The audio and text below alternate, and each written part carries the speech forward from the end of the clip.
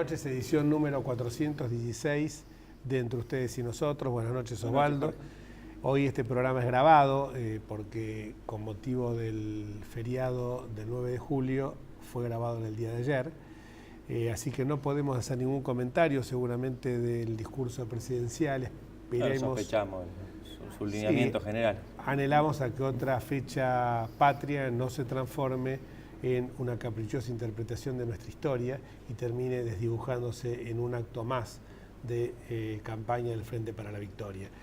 Quiero mandar unos saludos a algunos televidentes que nos ven permanentemente: Diego Ibichian, Marcela y María José del Centro de Rehabilitación de Julio Ronald, que siempre me olvido de enviarles saludos y que permanentemente nos ven.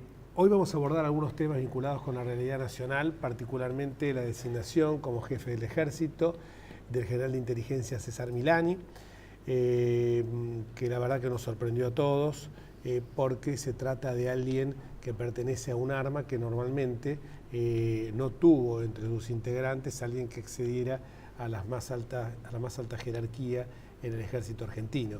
Y nos llama poderosamente la atención que sea justamente del área de inteligencia, y máxime con algunas declaraciones sumamente imprudentes que tuvo el general Milani, que revelan su escasa profesionalidad y que también revelan un sesgado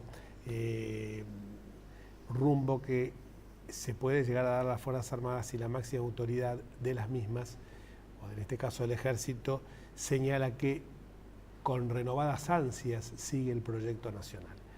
Entonces, creo que no están para seguir con renovadas ansias una política de turno en las Fuerzas Armadas, sino para resguardar la soberanía de todos los argentinos. En un excelente artículo que publicó nuestro ex canciller Dante Caputo, señalaba claramente que le sorprendía los gastos, el incremento que tenía el presupuesto de defensa, y que se trasladaba al área de inteligencia cuando lo lógico hubiera sido que fuera para reequipamiento militar, para instrucción, para capacitación, y no que fuera destinado al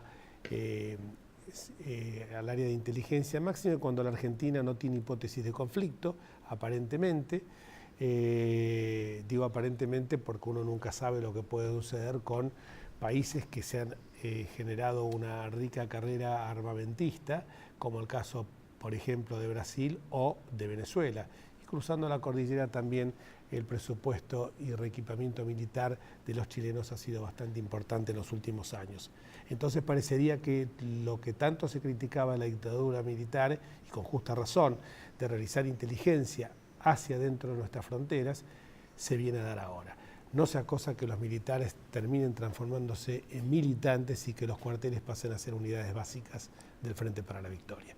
Ese es un tema que nos preocupa. El otro tema que vamos a abordar a lo largo de este programa es el relativo a los exabruptos que ha tenido Guillermo Moreno, realmente particularmente en la Embajada de los Estados Unidos de América el 4 de julio, y con algunos periodistas con los cuales nos solidarizamos totalmente, como Walter Curia, como Cristina Pérez y como Silvia Neistat del diario Clarín, que fueron agredidos verbalmente, e incluso sería bueno que el INADI tomara participación, porque en el caso de las periodistas se las criticó señalando que no tenían la categoría de señoras, lo cual habla de una discriminación de género bastante importante, que un gobierno que tanto cacarea en este tema y que tanto habla de los derechos humanos tendría que poner un especial centro en que uno de sus funcionarios no cometa este tipo de expresiones así tan soeces.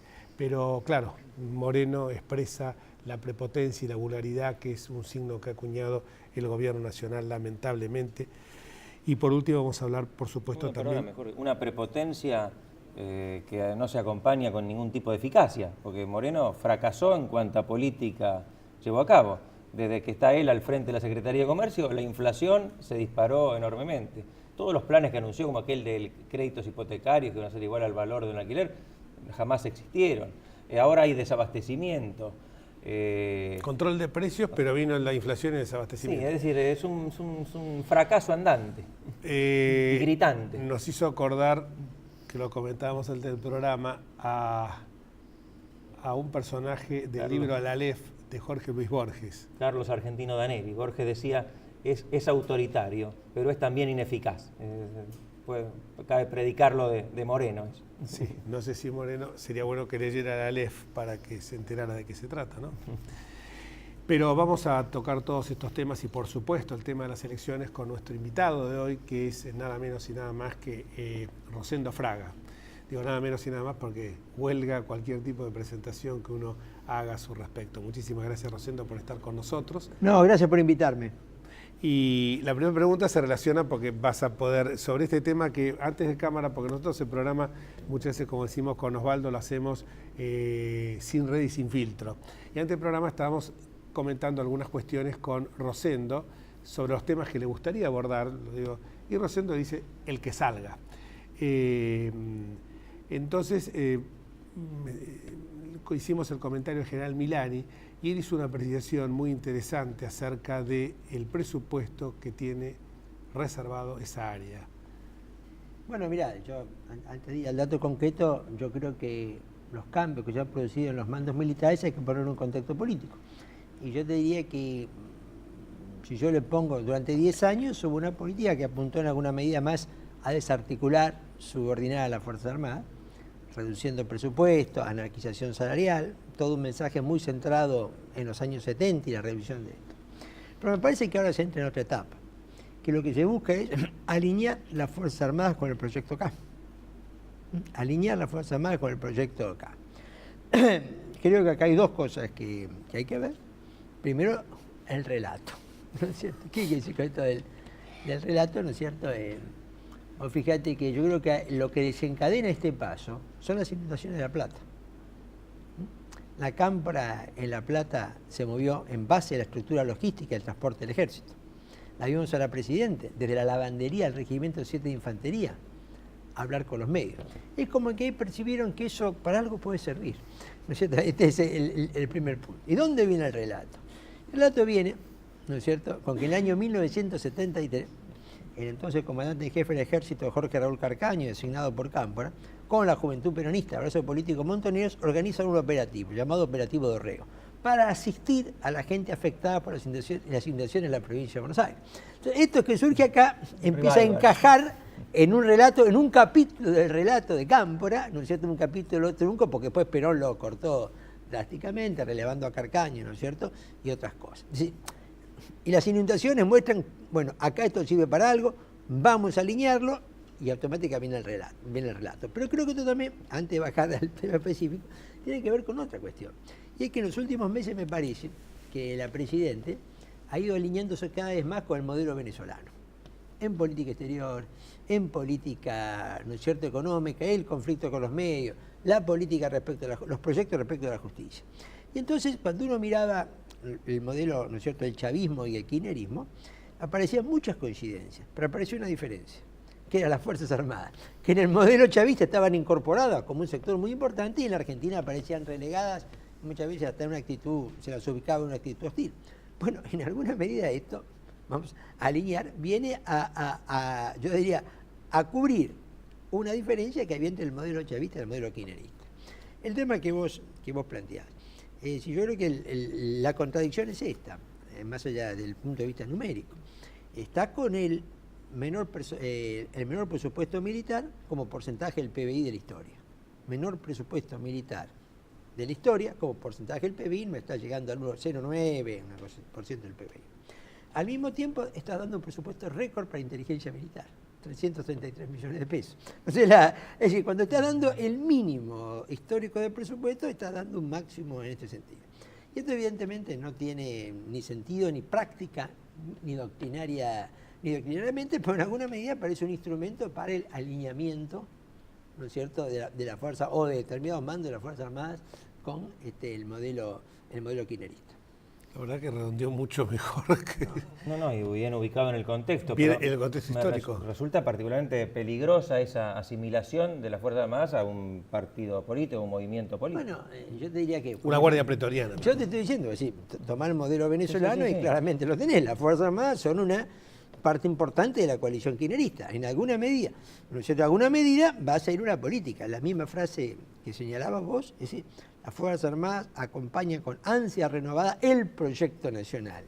Proyecto nacional, estás hablando de una dirección, ¿no es cierto?, es decir, que este gobierno está planteando en este momento. No estás hablando de la Constitución, los intereses nacionales, no sé si claro, que son conceptos diferentes.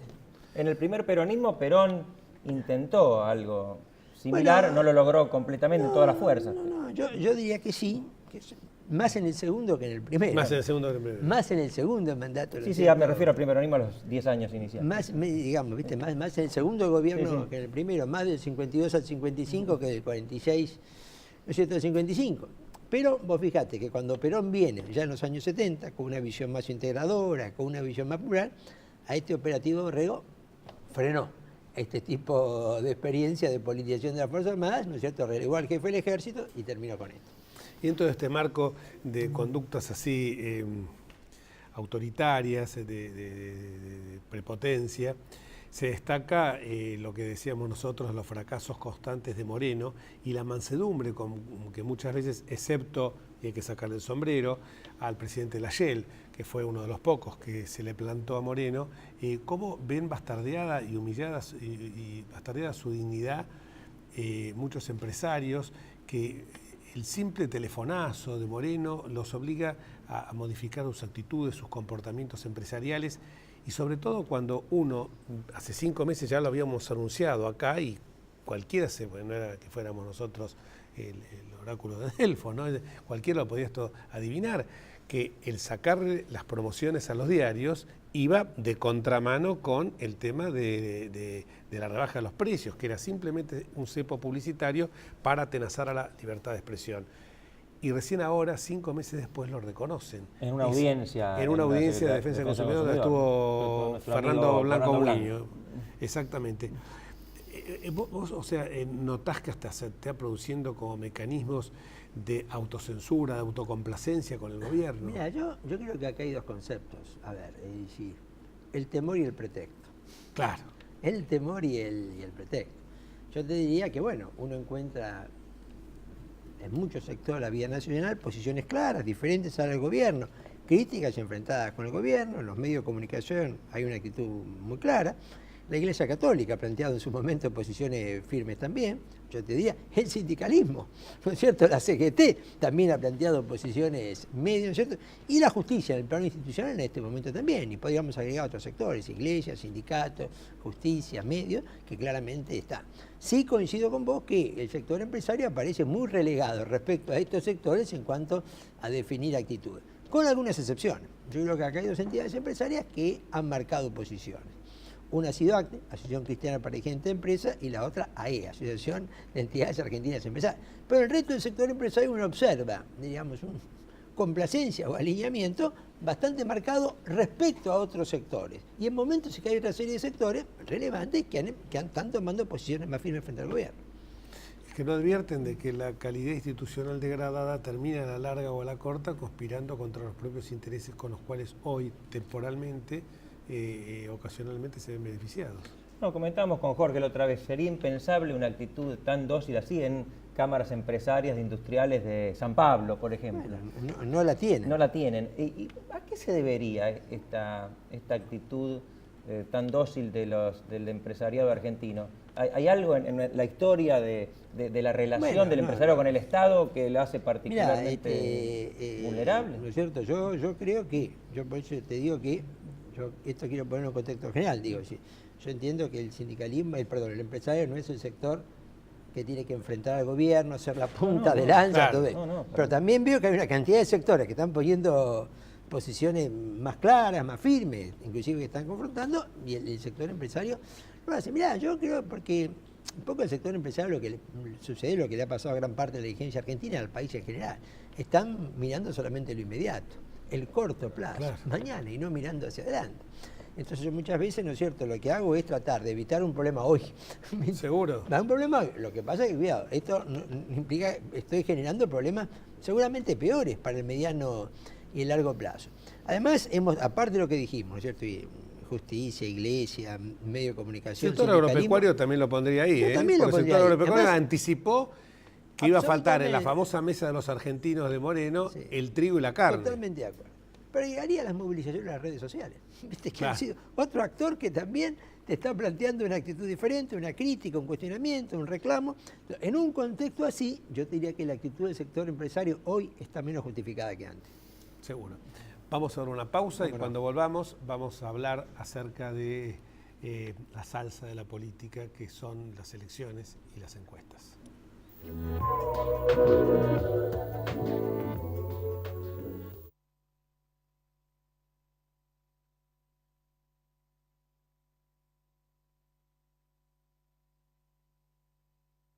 Vivimos en un mundo que necesita minerales, pero sabemos que, antes que nada, necesitamos un mundo donde vivir. Cámara Argentina de Empresarios Mineros, por una minería limpia, segura y sustentable.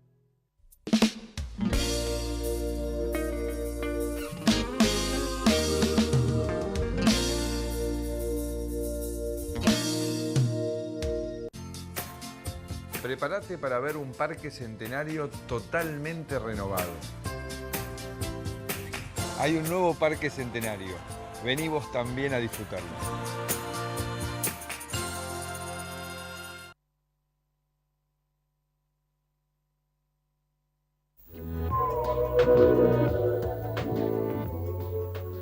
Hablábamos en la pausa con Rosendo acerca de la intención de voto de la gente. Osvaldo y yo, la verdad que debemos, como decía, ya que estamos hablando de Borges, reconocer nuestra ignorancia, porque le estábamos diciendo a Rosendo que nos hacía mucho ruido que hubiera mucha gente, hubiera una cantidad importante del electorado que no tuviera aún definido su voto. Y la verdad que Rosendo nos dio una explicación que nos desasnó.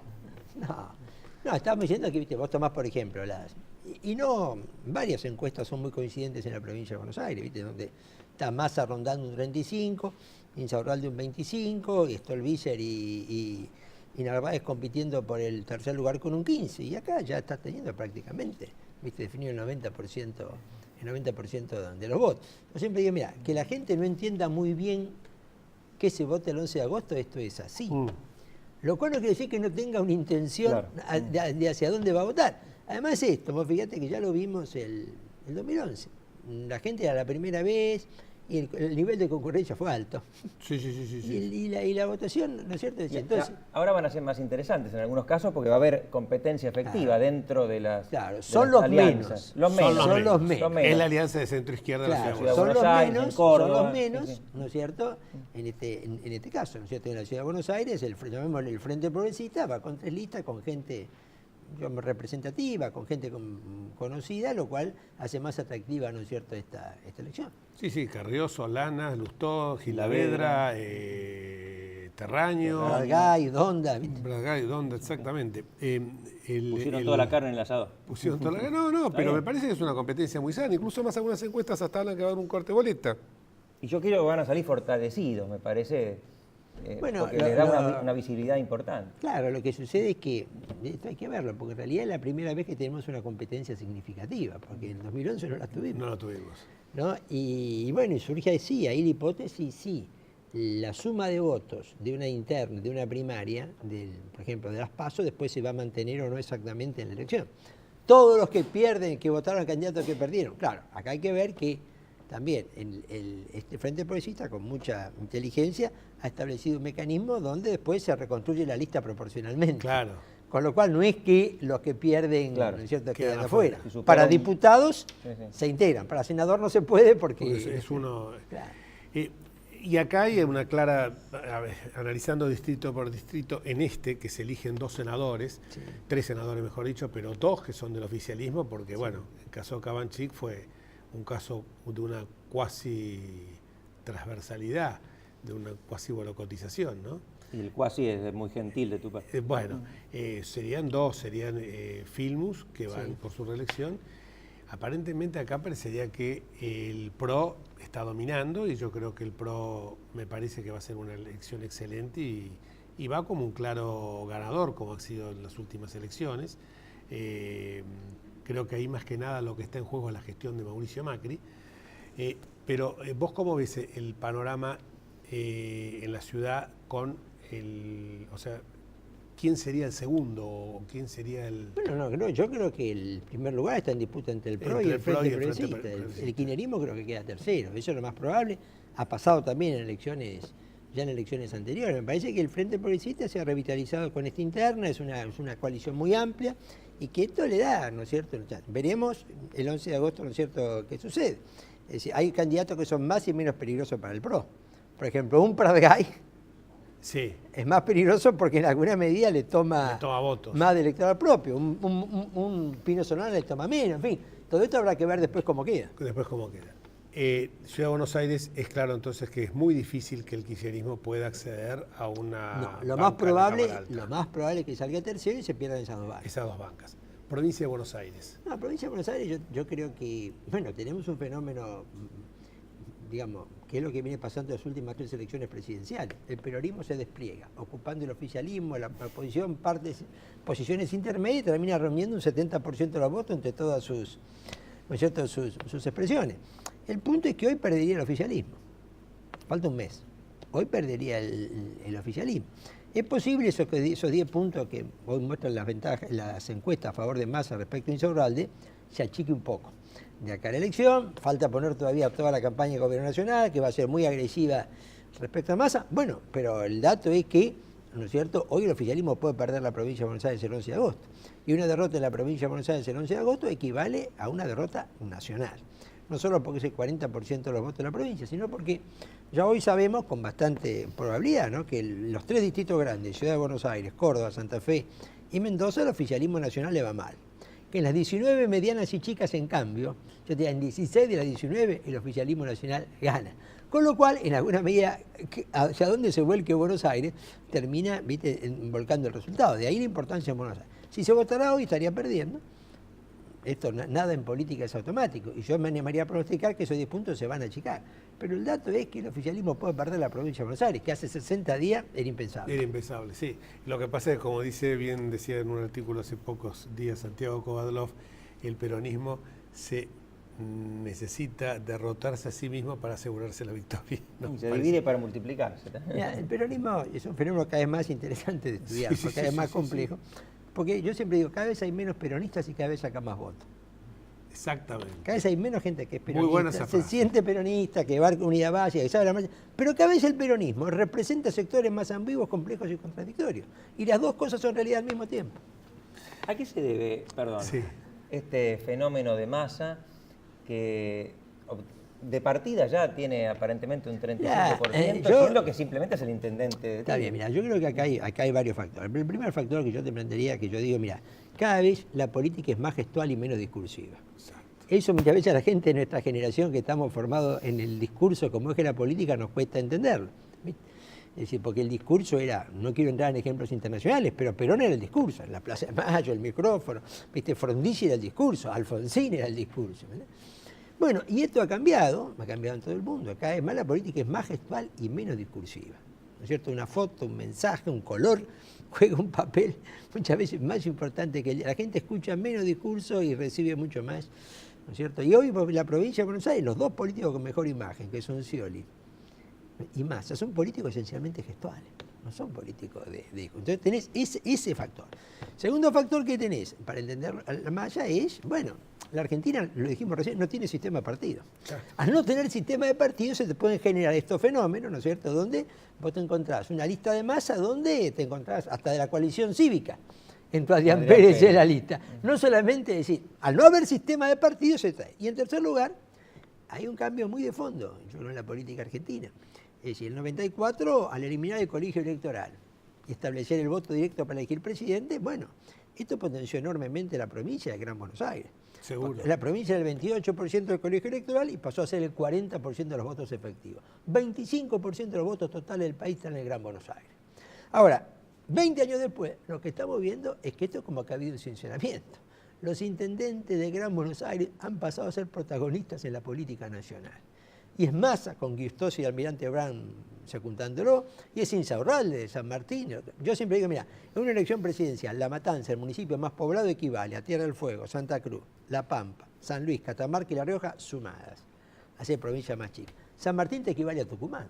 Seguro. Perdón, sí, San Martín. Sí, a San Tucumán. Martín, San Martín, Entonces, sí, claro, ahora, ¿qué es lo que está pasando? Los intendentes estaban condenados a ser, como figura de segunda fila, máquinas electorales, no ponían el candidato a gobernador de la provincia. Y hoy incluso se han puesto tan firmes con el tema en la lista del Frente para la Victoria, que hasta han impedido que la Cámpora metiera concejales, sino que los han puesto ellos, ¿no? Entonces acá, viste, hay un cambio. Yo creo que es un cambio que llegó para quedarse. Este rol en la política nacional de los intendentes, donde además ha habido una cierta renovación generacional, ¿no? Este llegó para quedarse. En parte, vos fijate también, el kirchnerismo alentó fortalecer intendentes para debilitar gobernadores. Claro. ¿Te acordás? Bueno, esto ahora en realidad Le juega ha al revés. generado Vos que... mirá, el caso de Carilino que hizo punta en enfrentar al kirchnerismo. Claro. Y bueno, después Gustavo Pose, Jorge Macri. Pues yo te digo, el ya que intendente ahora es un fenómeno, me parece político importante. Entonces yo te diría que Massa significa, o la política actual, la irrupción de los intendentes conurbanos en la política nacional, y esta situación que no hay un sistema de partidos que te ordene la vida política, donde a veces, ¿no es cierto?, figuras como Massa pueden reunir coaliciones de gente muy diversa. En el último minuto, Santa Fe, Córdoba y Mendoza. No, yo diría que en Santa Fe lo más probable es que gane el socialismo, ¿no es cierto? El kirchnerismo también podría salir tercero si Del CEL vuelve a hacer una buena elección. Córdoba, las encuestas está primero de la SOT, el radicalismo ahí cerca, y nuevamente el kirchnerismo tercer lugar, bueno, o cuarto, dependería qué pase con el FAP. Y Mendoza, ¿no es cierto?, lo más probable es que gane Cobo, aunque hay una decisión del Partido Sí, Radical, Iglesias. ¿no es cierto? Pero, entonces, estos 4 distritos es donde el gobierno nacional le va a ir mal. Los otros distritos donde le va a ir bien se vinculan seguramente con la política clientelar. Pero mira que y la cultura política en Norte. esta provincia. Yo te diría, a ver, sobre 19, que son los demás, pueden perder San Luis, Santa Cruz, paradójicamente, por la división del peronismo y kirchnerismo, y a lo mejor Corrientes, que tiene un gobierno radical. Muchísimas Gracias gracias a ustedes. Rosendo, y nos vamos hasta el próximo martes, si Dios quiere, deseándole a todos un muy feliz Día de la Independencia y recordando que cuando el autoritarismo avanza, las instituciones se debilitan y esto es lo que uno está tratando de impedir que ocurra en nuestra República, sobre todo hoy, 9 de julio, que conmemoramos una fecha muy cara para todos los argentinos. Hasta el próximo martes, si Dios quiere. Chao.